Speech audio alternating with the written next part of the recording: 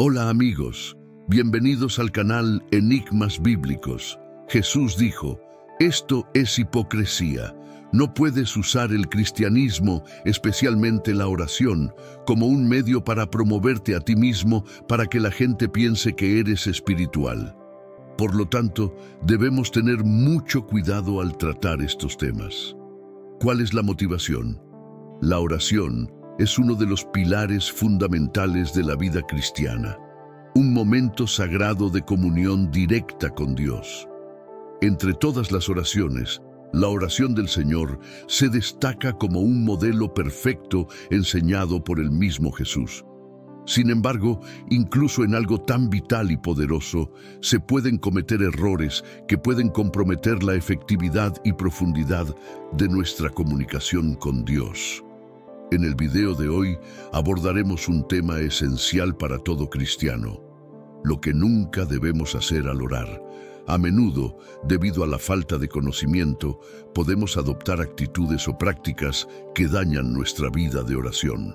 Pero, ¿qué debemos evitar para asegurarnos de que nuestras oraciones sean verdaderamente efectivas y agradables a Dios? Para guiarnos en esta importante reflexión, escucharemos un segmento que nos traerá valiosas enseñanzas sobre las precauciones que debemos tomar al acercarnos a Dios en oración, utilizando las lecciones que Jesús nos dio. No olvides suscribirte al canal y activar las notificaciones para no perderte ningún contenido importante. Ahora, descubramos juntos lo que nunca debemos hacer al orar y profundicemos en la comprensión de una oración efectiva. Orar, aunque es algo que todos los cristianos hacen, no es algo natural para nosotros. Requiere cierta disciplina, cierta determinación para orar como Dios nos ha enseñado. Sé que en tiempos de necesidad todos oran de la manera que saben y pueden, ¿verdad? Y Dios, en su misericordia, nos responde porque el Espíritu Santo intercede por nosotros y Jesús es nuestro mediador. Pero normalmente deberíamos orar según lo que Dios nos ha enseñado, de acuerdo con sus instrucciones. Comencemos entonces y veamos dos cosas que Jesús enseñó a los discípulos y a nosotros que deben evitarse en la oración. Llamo tu atención, antes que nada, al versículo 5, a las palabras iniciales con las que Jesús introduce el tema.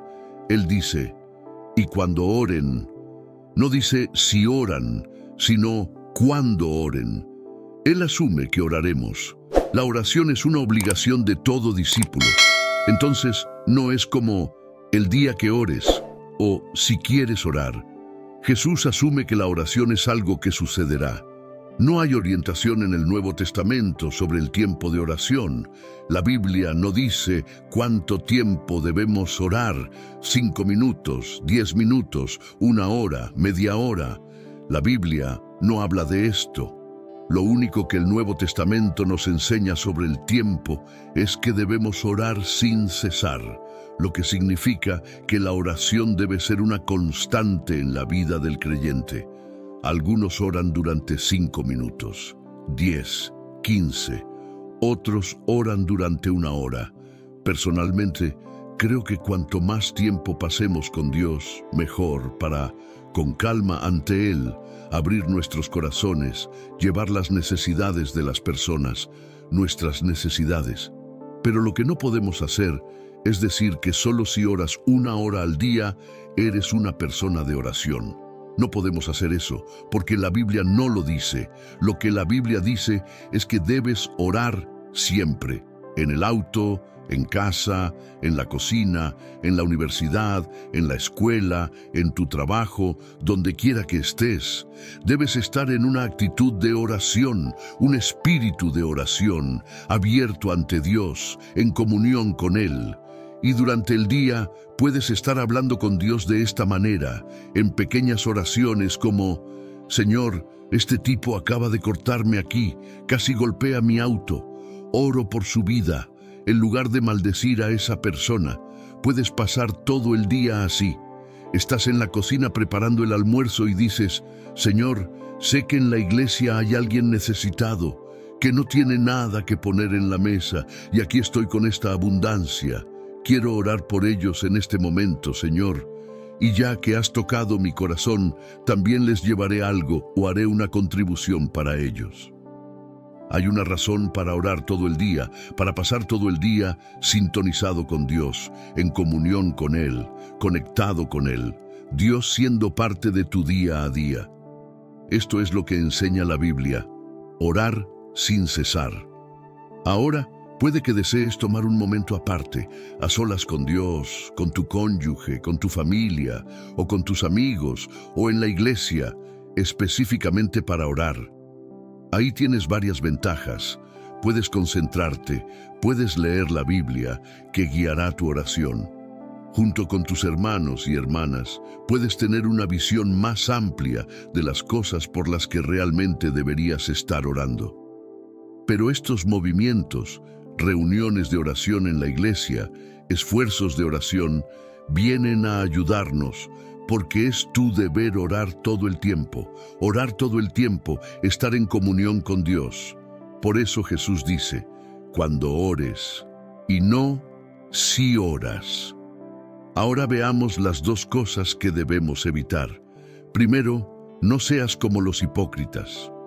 Reuniones de oración en la iglesia, esfuerzos de oración, vienen a ayudarnos, porque es tu deber orar todo el tiempo. Orar todo el tiempo, estar en comunión con Dios. Por eso Jesús dice, cuando ores, y no si oras. Ahora veamos las dos cosas que debemos evitar. Primero, no seas como los hipócritas, pero primero tenemos que definir qué es un hipócrita. La palabra es muy interesante en griego. Significa esconderse detrás de algo. Y este nombre, hipócrita, fue dado primero a los actores en el teatro antiguo, quienes, cuando actuaban frente a una audiencia en una obra de teatro, usaban una máscara. Tal vez has visto esto. Hay una máscara donde la persona está riendo y la sostienen frente a su rostro.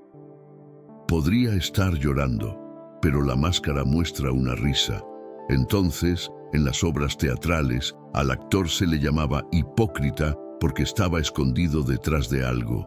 Lo que aparecía era ese rostro sonriente, pero por dentro, él podría estar llorando, podría estar enojado, pero lo que aparecía era eso. Con el tiempo, la palabra hipócrita llegó a designar a alguien que aparenta ser algo que no es, alguien que da la impresión de ser algo, pero en realidad es diferente. De ahí el nombre hipócrita que ya era común en la época de Jesús. Y Jesús, entonces, usa el término hipócrita para aquellas personas que usan la oración para parecer personas piadosas, que caminan con Dios, espirituales, pero que en realidad no lo son. Este es un uso incorrecto de la oración, querer orar frente a la gente. Jesús no nos prohíbe orar frente a otros, pero cuando ores en público o en presencia de otras personas, debes orar para impresionar a Dios, no a los demás, para que los demás piensen que eres una persona muy cercana a Dios, cuando en realidad sabes que no es así. Entonces, ese es el hipócrita. Y por supuesto podemos aplicar esto a muchas otras áreas de la vida.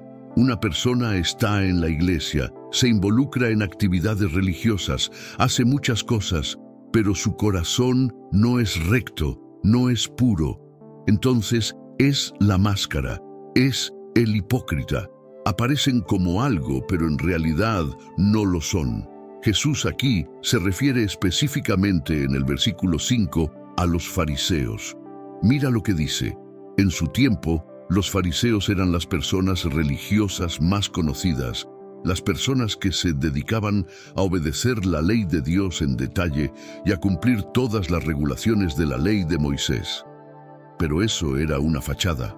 Son las mismas personas que más tarde condenaron a muerte a Jesús. Dijo, cuando ores, no seas como los hipócritas, porque aman orar de pie en las sinagogas y en las esquinas de las calles para ser vistos por los hombres. Eso es lo que los fariseos hacían en el tiempo de Jesús. En las sinagogas generalmente uno oraba sentado. El maestro enseñaba, Y cuando se invitaba a un fariseo a orar, en lugar de orar desde su esquina, se levantaba, «Oh Dios», y luego hacía una escena, y todos miraban y pensaban, «Este tipo realmente sabe cómo orar. Debe ser un gran hombre de Dios». Pero era un hipócrita. Solo era un espectáculo para aparecer ante los hombres. O en la plaza, ya que un judío, bajo la ley de Moisés, estaba instruido para orar 3 veces al día cuando era hora de orar, el fariseo llegaba a la plaza, a la esquina, en esa parte más expuesta, en la intersección.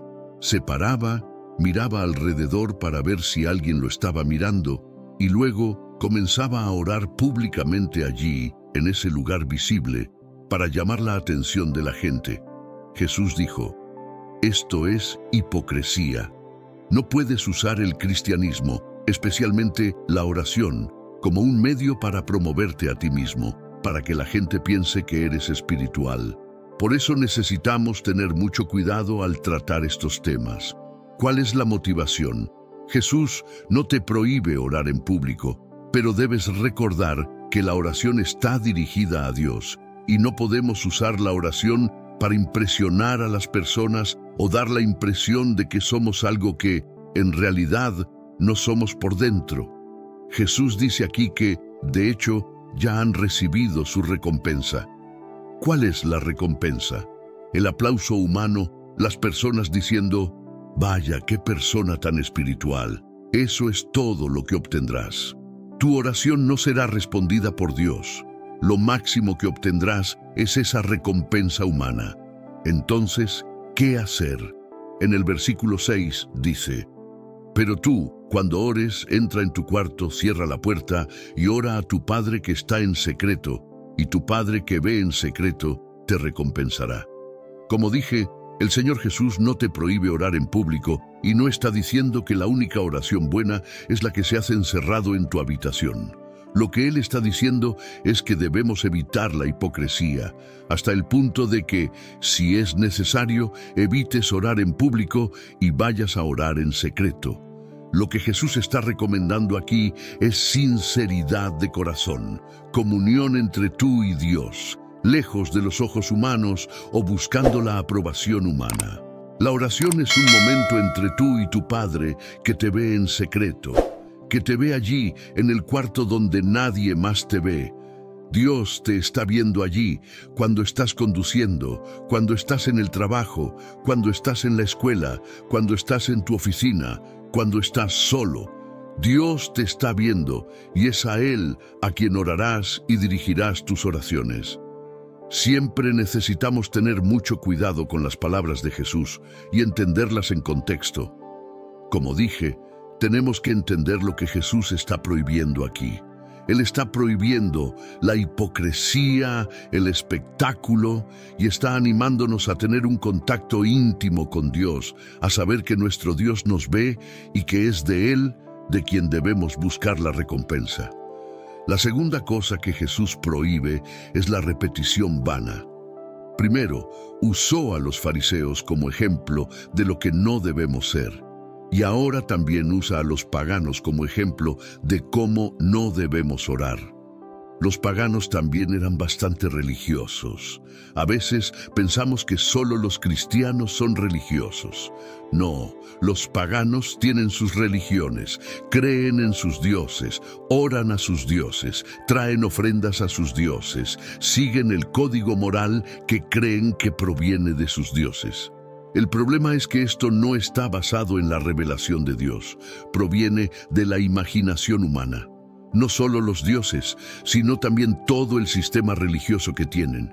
Y así, como estos dioses no son verdaderos dioses, en las religiones paganas, en las religiones que no son el cristianismo, encontrarás mucho de este negocio de mantra, de repetir oraciones, como si la repetición de ciertas frases, ciertas palabras, tuviera un poder mágico para influir en la deidad.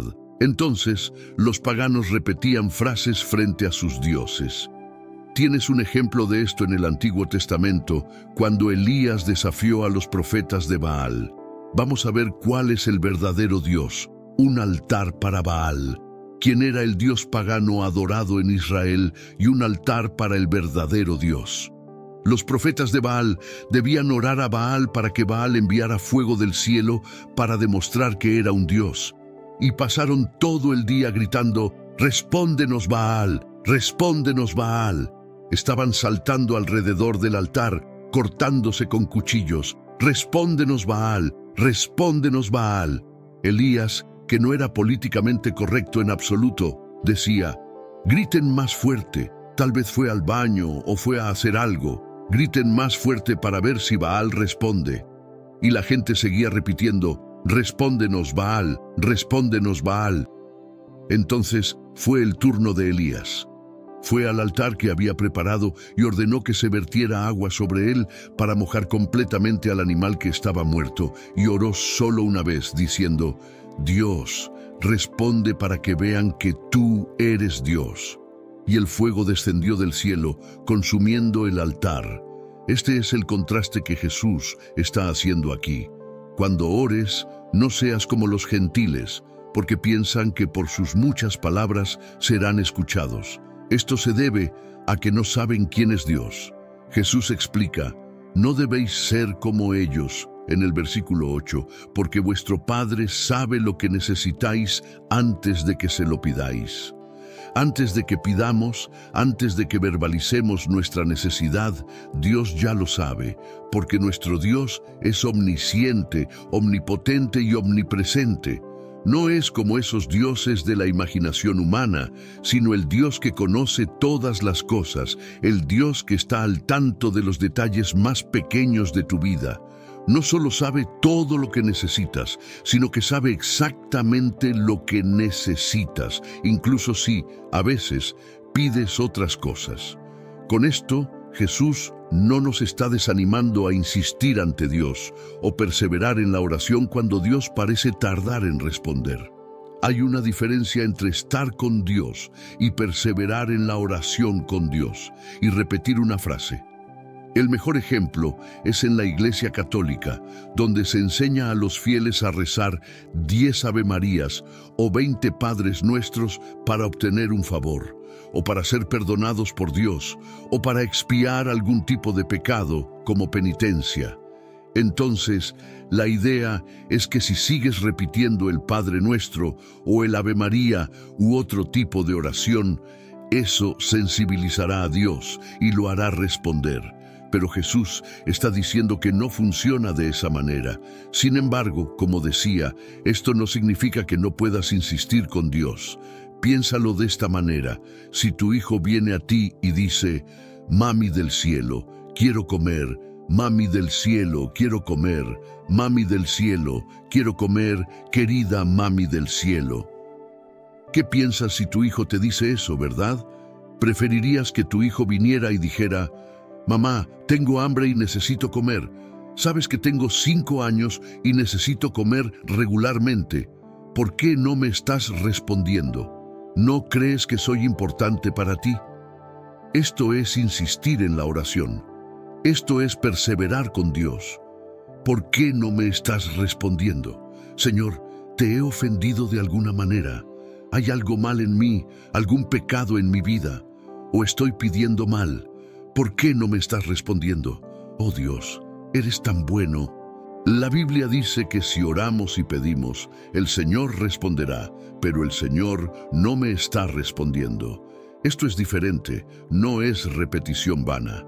Es perseverar en la oración, insistir con Dios, luchar con Dios en la oración. La Biblia nos enseña a hacer esto. Pero pensar que solo por repetir frases Dios escuchará, eso es paganismo. Nuestro Dios no es así. Quiere que hables con Él, que razones con Él, que argumentes con Él, que le digas por qué debería responder tu oración. Y podrías decir: ¿no lo sabe ya?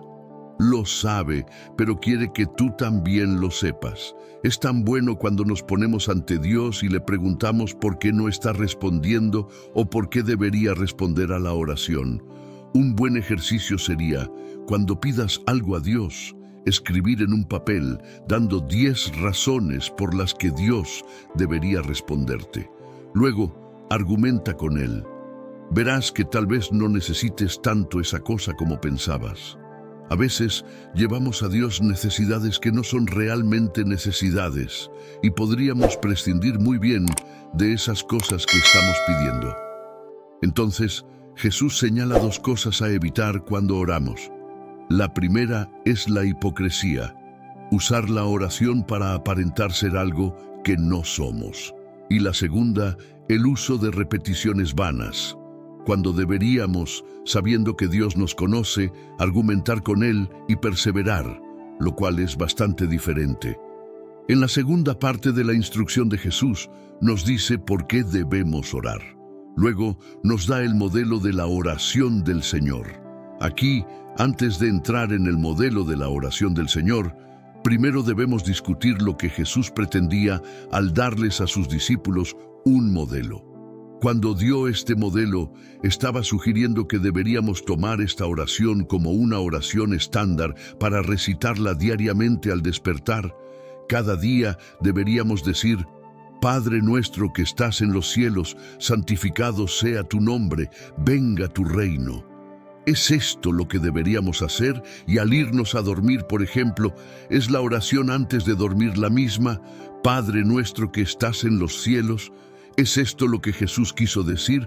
¿Es un patrón, un modelo para nosotros? Algunas personas piensan que sí, y a lo largo de la historia del cristianismo, como mencioné, hay movimientos que usan la oración del Señor como la única oración.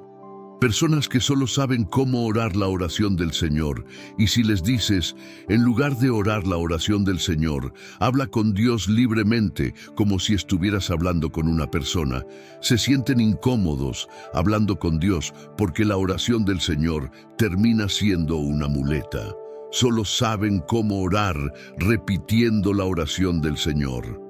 No creo que esta fuera la intención de Jesús. La oración del Señor que enseña aquí, la oración que enseña a sus discípulos, la enseña como una guía sobre cuáles deberían ser las prioridades en mi vida por las que debo orar, y las principales cosas que conciernen al reino de Dios, y las principales cosas que conciernen a mi vida en este mundo, por las que también debo orar. Ahora, quiero decirte que funciona muy bien como guía en mi vida personal. A veces, cuando estoy un poco desenfocado y desorientado, sin estar seguro de por qué debería orar, a menudo uso la oración del Señor como guía para alinear mi mente para no quedarme sin cosas que decir ante Dios. Entonces, recordando la oración del Señor, paso punto por punto y oro a Dios por las cosas que allí se enumeran. Entonces, tanto como guía general, como estímulo para la oración que enseña Jesús, está ante nosotros, no para convertirse en repetición vana, sino como una guía sobre cómo deberíamos orar. La oración es una práctica espiritual central para los cristianos, un canal directo de comunicación con Dios que nos permite adorar, dar gracias, confesar nuestros pecados y buscar la guía divina. Sin embargo, incluso algo tan esencial puede ser mal conducido si no tenemos cuidado. Hay errores comunes que pueden socavar la efectividad de nuestras oraciones y evitar que experimentemos la profundidad de una verdadera comunión con Dios. Uno de los errores más comunes es la falta de sinceridad. Dios desea una relación auténtica con nosotros, lo que requiere honestidad en nuestras oraciones. La hipocresía o tratar de aparentar ser más piadosos de lo que realmente somos no tiene lugar ante Dios.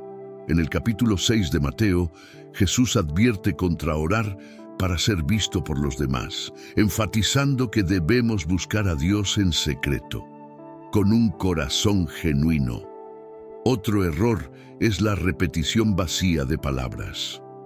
Jesús también abordó esto en el Sermón del Monte, específicamente en Mateo 6:7, donde nos instruye a no usar repeticiones vanas como los gentiles, que piensan que serán escuchados por sus muchas palabras. La oración debe ser una conversación significativa con Dios, no una recitación mecánica de frases sin reflexión.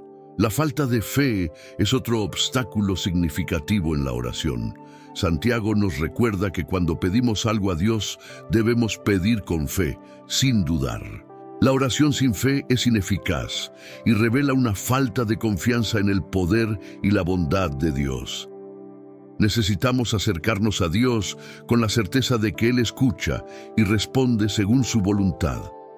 Un aspecto importante es alinear nuestra voluntad con la de Dios.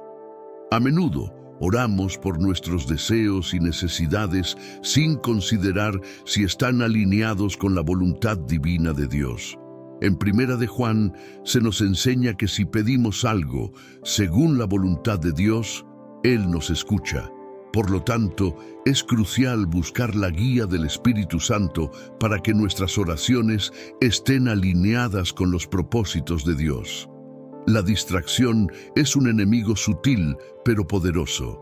Vivimos en una era de distracciones constantes que pueden invadir fácilmente nuestro tiempo de oración. Encontrar un lugar tranquilo y dedicar tiempo a orar puede ayudar a enfocar nuestra mente y corazón en Dios. Ahora, veamos dos ejemplos bíblicos que demuestran el poder de una oración sincera, hecha con corazón y confianza en Dios. Una historia poderosa en la Biblia que destaca el poder de la oración es la historia de Ana, la madre de Samuel, que se encuentra en el primer capítulo de Primera de Samuel. Ana era una mujer devota casada con Elcaná. Sin embargo, era estéril y no podía tener hijos, lo que la entristecía profundamente, especialmente porque en esa época la infertilidad se veía como una gran desgracia. Para empeorar las cosas, Penina, la otra esposa de Elcaná, provocaba y humillaba a Ana por su incapacidad de tener hijos. Un año, cuando Elcaná y su familia subieron al templo en Silo para adorar y ofrecer sacrificios al Señor, Ana, profundamente angustiada, fue al templo a orar. Con lágrimas, oró fervientemente al Señor pidiendo un hijo. Hizo un voto diciendo: «Oh Señor de los ejércitos, si miras la aflicción de tu sierva y te acuerdas de mí, y no olvidas a tu sierva, sino que le das un hijo, entonces lo daré al Señor todos los días de su vida, y no pasará navaja sobre su cabeza». Mientras oraba en silencio, moviendo solo sus labios, el sacerdote Elí la vio y pensó inicialmente que estaba borracha. Pero Ana explicó que estaba derramando su alma ante el Señor, expresando su dolor y deseo de ser madre. Elí entonces la bendijo diciendo: «Vete en paz, y que el Dios de Israel te conceda lo que le has pedido». Después de esta oración, Ana regresó a casa y el Señor se acordó de ella. Concibió y, en su debido momento, dio a luz a un hijo, a quien llamó Samuel, que significa oído por Dios, porque, como dijo Ana, lo he pedido al Señor. Cuando Samuel fue destetado, Ana cumplió su promesa.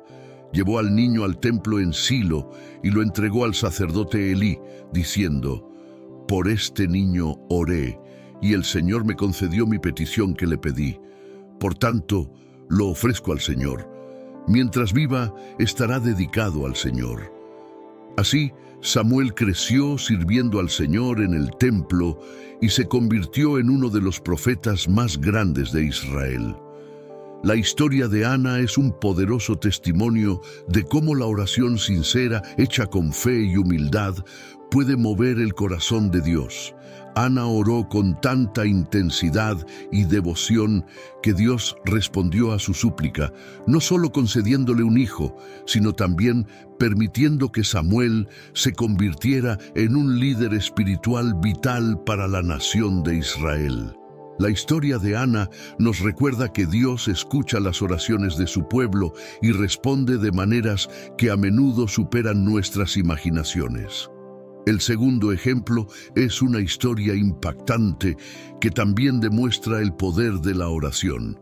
La historia de Ezequías, rey de Judá, cuando enfrentó una gran amenaza del ejército asirio bajo el mando del rey Sennacherib. Esta historia se encuentra en el capítulo 19 de Segunda de Reyes. Ezequías era un rey justo y temeroso de Dios que reinaba en Judá.